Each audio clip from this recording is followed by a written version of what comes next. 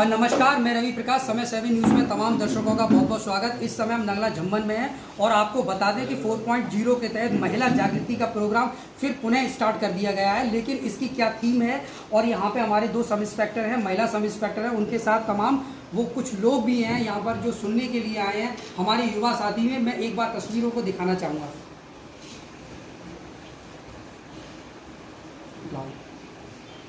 तो ये सभी लोग हैं। इन लोगों से हमारी बातों को कई लोगों तक पहुंचाने का काम पुलिस करेगी। और पुलिस की आज की जो थीम है कि महिलाओं के प्रति जो अपराध है, उस अपराध में क्या उत्तरदायी कारण है, उन उत्तरदायी कारणों की पुष्टि यहाँ पर की गई है। आज आइए जानते हैं, जानकारी लेते हैं। मैडम, सबसे पहले हम आपका स्वागत करते हैं कि ये जो प्रोग्राम है महिलाओं के संदर्भ में है या पुरुषों के संदर्भ में है, या दोनों को मिला दिया है? ये प्रोग्राम है ऑपरेशन जागृति 4.0 का, जो कि हमारी एडीजी आगरा जोन मैडम है अनुपमा कुशलेश मैडम, उनके द्वारा शुरू किया गया है। और इसका ये चौथा चरण है। तो बेसिकली इसमें ये सिर्फ महिलाओं के लिए नहीं है, तो ये बच्चों के लिए भी और महिलाओं और पुरुषों के लिए भी। तो इसके अंतर्गत जैसे पूर्व में 4 बिंदुओं पर बात की जाती थी, अब इसमें 2 बिंदुएं और जोड़ दी गई हैं जो कि नशा मुक्ति से संबंधित हैं। तो ये नशा मुक्ति जुड़ते ही पुरुष भी इसमें जुड़ गए हैं और महिलाएं भी ऑब्वियसली इसमें पहले से ही हैं। तो हम लोग अभी नंगला झम्मन में आए हुए हैं।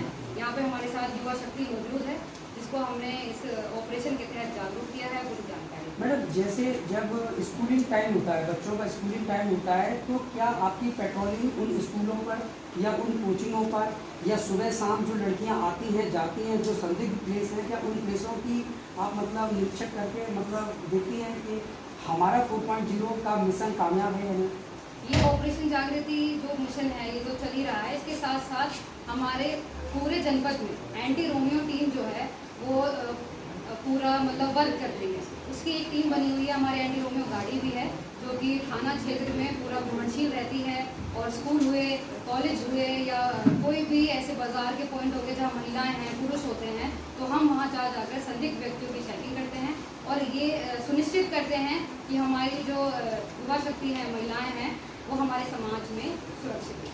मैडम, आपसे एक बहुत ही इम्पोर्टेंट क्वेश्चन ये है कि अगर कोई व्यक्ति शराब पीकर किसी मोहल्ले में या गली में बेवजह असामाजिक मतलब चीज़ों को मतलब दिखाता है, तो वही कुछ इज्जतदार लोगों को बड़ा परेशानी होती है कि ये व्यक्ति गाली दे रहा है शराब के नशे में। उस संदर्भ में जब पुलिस की सहायता ली जाती है, तो उस समय पुलिस का क्या रोल होना चाहिए और उस रोल के मुताबिक उन लोगों को क्या सजेशन प्रोवाइड आप कराइए कि ये माहौल शांत हो? देखिए, मान लीजिए अगर कोई पहले से मतलब कोई नशा कर रहा है, तो इसके लिए ना अलग से एक नंबर बने होते हैं। जैसे कि एक राष्ट्रीय नंबर बना हुआ है 14567, आप इस पर कॉल कर सकते हैं। या आसपास जितने भी नशा मुक्ति केंद्र, आप पहले ही उन लोगों को वहाँ से फ़ोन करके बुला सकते हैं। जैसे कि कोई नशे में व्यक्ति है तो हम उसे ले जाएँ और उसे कुछ हो जाए या इस तरीके की कोई घटना हो जाए तो उस। और फिर दूसरी बात, अगर कोई व्यक्ति बीमार है तो उसका इलाज कौन कर पाएगा? डॉक्टर ना। इसी तरह से जो नशे में व्यक्ति होगा उसके लिए अलग से केंद्र बनेगा। हाँ, हम लोग सहायता कर सकते हैं, लेकिन उनके साथ साथ ये नंबर भी बने हुए हैं। जो लोग वहाँ के संभ्रांत व्यक्ति हैं, जो जिम्मेदार लोग हैं, वो इस चीज़ की भी सहायता ले सकते हैं। ठीक है, बाकी आप इन बच्चों से भी इस बात में मतलब जो पूछना चाहते हैं। बेटा, क्या नाम है आपका? निशा कुमारी। आपकी उम्र क्या है, एज क्या है? मैडम ने आपको क्या समझाया? मैंने ये समझाया कि हमें कभी भी झूठी रिपोर्ट नहीं दर्ज करानी चाहिए और हमें झूठी रिपोर्ट नहीं करानी चाहिए, और हम कहीं बाहर निकले तो कभी गलत कदम नहीं जाना चाहिए। और हमारे समाज में कोई लड़ाई वगैरह होती है तो अगर हमें झूठी रिपोर्ट करने की ट्राई करें तो हमें उनकी बात बिल्कुल नहीं माननी चाहिए। और सही, अगर आपके माँ बाप ये कहते हैं कि हमारा पड़ोसी बहुत दुष्ट है और इसको सबक सिखाना है, तुम एक काम करो, झूठा ही कर दो, फिर आपकी क्या जिम्मेदारी बनती है? हमने कहीं नहीं तो फिर माँ बाप निकाल देंगे आपको घर से। आपका क्या कहना है इसमें? विश्वास होना चाहिए पहले तो मम्मी पापा को कि जो किया है उसके अकॉर्डिंग सही है या गलत। और ऐसा तो मतलब करना नहीं चाहिए झूठा हो और अपने प्रति उत्तरदायित्व मतलब सही हो।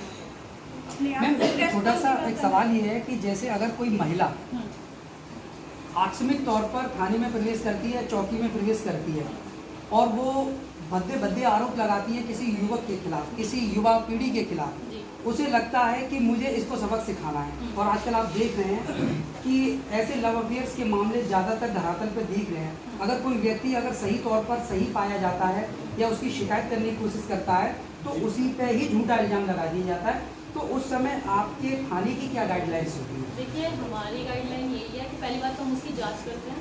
ऐसा नहीं है कि बिना किसी उसके साक्षी के अभाव में हम काम नहीं करते हैं। जो साक्षी होता है उसी के अकॉर्डिंग हम काम करते हैं। और उसके बाद भी मान लो अगर ऐसा कभी हो जाता है तो जो मान लीजिए जैसे एक जजमेंट भी आया था, मैं उसी के बारे में बताना चाहूँगी। एक बार एक महिला ने एक पुरुष के खिलाफ रिपोर्ट दर्ज कराई और थाने से कुछ झूठे लोगों ने झूठी गवाही दे दी और साक्ष्य के उसमें हमने भेज दिया। लेकिन उसके बाद जब बाद में जाके पता चला तो उस महिला उस पुरुष ने जितनी सज़ा खाई थी, जितनी सज़ा उसने भुगती थी उतनी उस महिला को भी मिली थी। तो ऐसा कुछ नहीं है, झूठी रिपोर्ट लिखाने से ऐसा नहीं है कि आपको कभी सज़ा नहीं मिलेगी। इस बात से हमेशा अवेयर रहिए। झूठी चीज़ होती है वो झूठी, सत्य की हमेशा जीत होती है।